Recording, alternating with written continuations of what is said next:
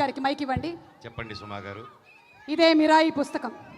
దీని మీద ఒట్టేసి అంతా నిజమే చెప్తాను, నిజం తప్ప ఇంకేమీ చెప్పనని మాట ఇవ్వండి. అక్కడ పుస్తకం ఎక్కడ ఉంది? ఇది పుస్తకమే కదా? ఓకే, మిరాయి పుస్తకం వేరే అండి. అయితే ఇది వేరే పుస్తకం, ఓకేనా? ఇది మిరాయి లాంటి పుస్తకం. ఓకే, సరే అయితే ఒట్టేయండి. అంతా నిజమే చెప్తాను, బొట్టు అంతా నిజమే చెప్తాను, నిజం తప్ప ఇంకేమీ చెప్పనని. అదే చెప్తాను.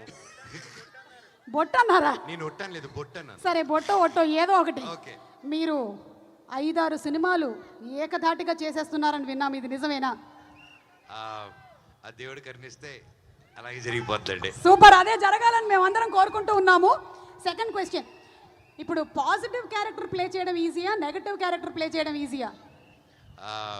సినిమా చేయకపోవడం కష్టం అండి, సినిమా చేయడం ఏదైనా ఈజీ. ఏదైనా ఒక సినిమా చేస్తూ ఉండడం, ఏ పని చేసినా ఈజీగానే ఉంటుందండి. అవును, ప్రేమతో ఏ పని చేసినా ఈజీగానే ఉంటుంది. మూడో క్వశ్చన్ చాలా కష్టమైనటువంటి క్వశ్చన్, మీరు కొంచెం జాగ్రత్తగా ఆలోచించి చెప్పండి. అడగండి. అడుగుతాను ప్లీజ్ మనోజ్. ఓకే, అడగండి ప్లీజ్. ఈ సినిమాలో తను కాపాడుతాను అంటున్నాడు మొత్తం, కాబట్టి ఇప్పుడు మీరు కూడా ఒక కాపాడేటువంటి ఒక ఫేజ్లోకి వెళ్ళారు.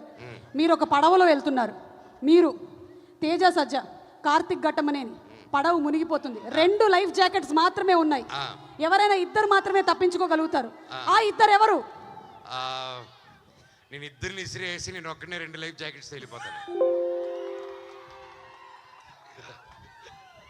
లేదు, మా డైరెక్టర్ తీసుకెళ్తారు, ఇంకో సినిమా చేసుకుంటారు. అప్పుడు తేజ ఎందుకైనా మంచిది, తమ్ముడు నా వీపులు వేసుకొని అలా హనుమంతుడిలా తీసుకెళ్ళిపోతారు. లైఫ్ జాకెట్ అక్కర్లేదు. సో మొత్తం ముగ్గురు ముగ్గురు save. Thank you so much. Me questions అయిపోయాయి. ఎస్ తేజ గారు, ఒక్క నిమిషం. ఇంకో పుస్తకం ఏది?